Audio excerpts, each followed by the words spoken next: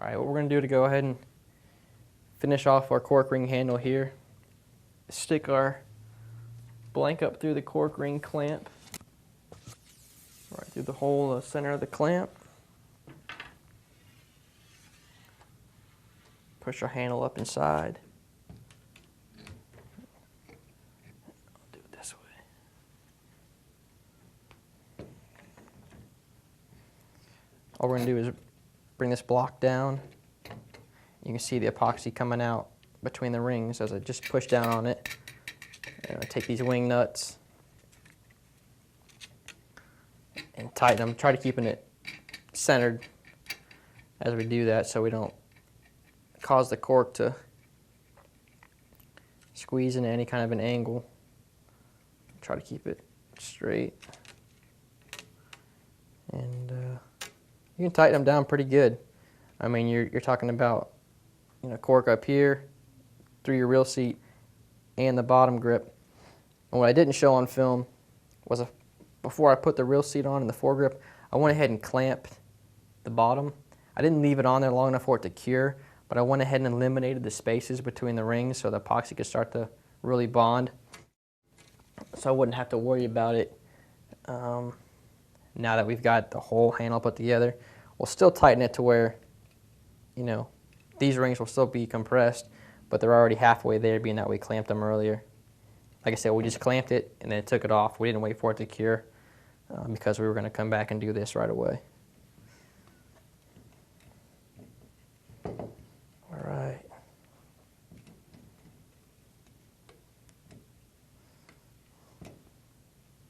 And you can see when you get good and tight, the cork rings will start to bow a little bit. I might need to back it off a little bit, but that's it. Make sure we don't have any gaps. Like I said, you'll have some inconsistencies in the way the cork rings line up, but that's fine. That's why we're going to sand it down and shape it. But this looks good. Now I'm just going to take my rag soaked in a little bit of rubbing alcohol like we did earlier and go ahead and finalize getting the excess off, and we'll be good to go.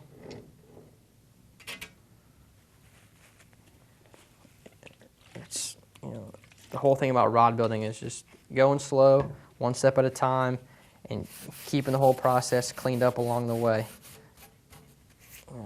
It pays big time in the end when you start shaping it or after you have finished an entire rod. You want that thing to look as sharp as possible. You put a lot of time into it. And if you keep it clean each step of the way, as opposed to waiting till you're done, it's a lot easier to get the full reward of building your own rod.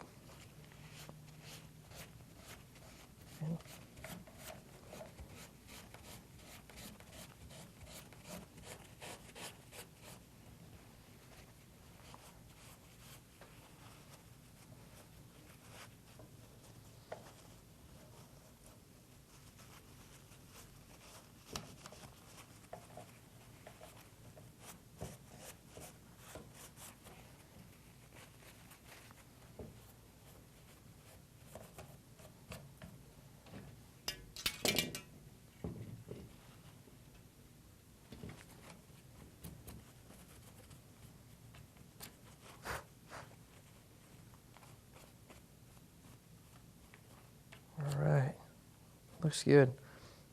Once we sand it down, we'll hit it with a little bit of cork sealer, and this will be a top-notch, custom-made cork ring handle. We're just going to stick it in the corner, let it cure for a couple hours, make sure the epoxy is good and dry. That looks good. We'll let this cure and then start shaping.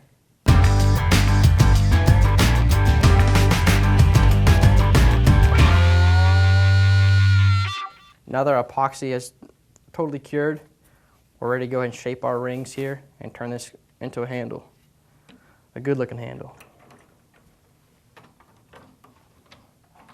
Again, slide our blank into our rod mounts, tighten down our chuck. And the right way to do this is on a lathe, a high-speed lathe.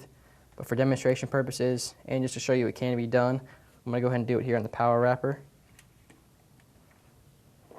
All we're going to do is start out with about a 50 grit sandpaper and work our way up. I like the feel of 240.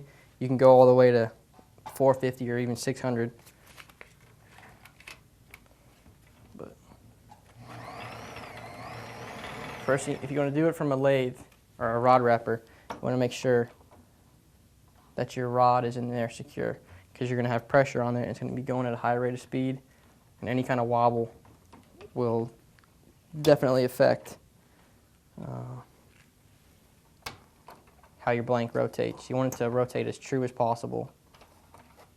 So we're just going to make a few adjustments here, which you'll be able to do better than I can explain it. And again, I'm going to take my masking tape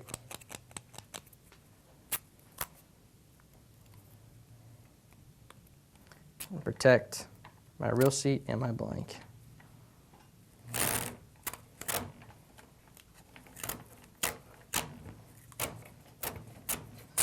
You're going to be working with sandpaper all over the place here. Go ahead and cover the whole reel seat. And at the parts closest to the cork, cover them twice. That's why I left those gaps there. I'm going to come back down across it anyway.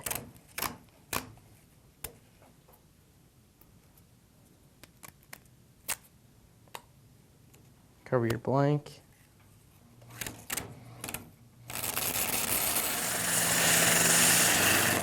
All I'm doing is applying a steady, even pressure and letting the sandpaper do the work. As you can see, it's already taken out the ridges, eating up some of the high spots in the epoxy, and we'll have a good looking grip in no time.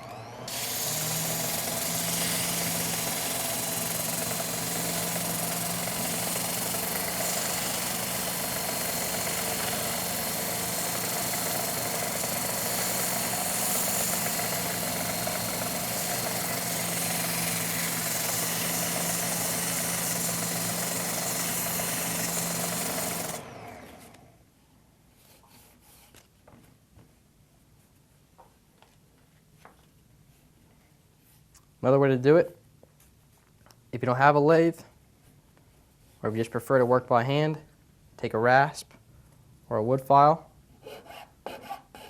and one by one, just take out those ridges.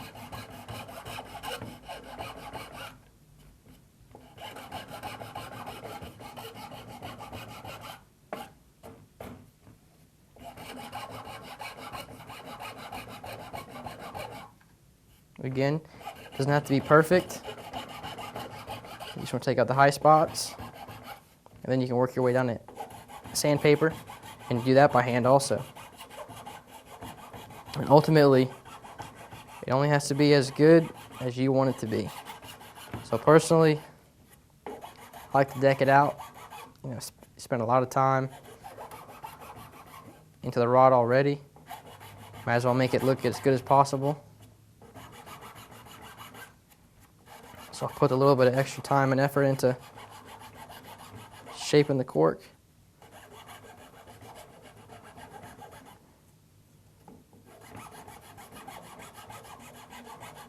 Just try to keep from letting any edge of the rasp dig in. You can see here we got a lot of work left to do. And I'm going to do the rest with power.